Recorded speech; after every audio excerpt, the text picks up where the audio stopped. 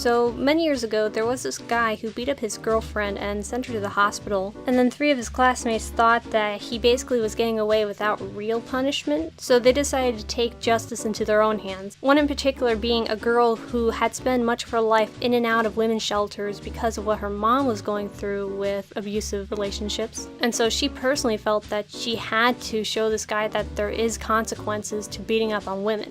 And then Drake got shot. And while there are consequences for Jay and Spinner for their involvement in what led up to the shooting, what about Alex? I mean, I guess Spinner didn't implicate Alex when he was confessing to Miss Hatzilakos because she wasn't there with Jay and Spinner when they made it look like that Jimmy was the one who orchestrated the prank on Rick. But she was still a part of the prank. She was the one who was able to get it set up. And then we never see it mentioned that Alex was involved at all outside the episodes in which it happened. We got a redemption arc out of Spinner and even out of Jay, even though his was more in the background.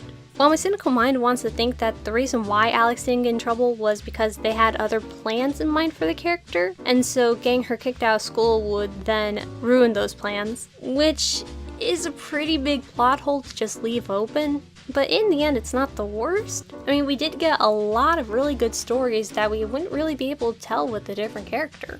That's where my headcanon comes in. I like to think that Alex is still out there, and even though she's going about her life still, she's very much haunted by what happened that day.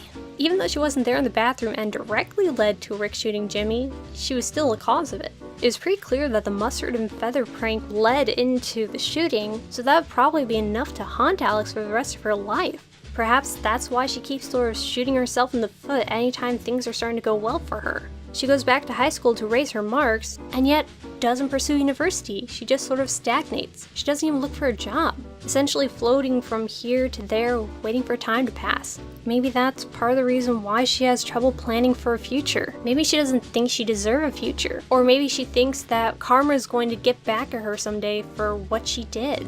I still wish it would have been touched upon afterwards what Alex felt about the whole situation, but this is the beauty of fiction. Our minds can sometimes fill in the holes that our media leave open. That's where analysis comes in. We don't only need to have what's blatantly told to us. Using clues that were or were not purposely put in there, we can infer a more complete narrative than what might have outwardly been stated.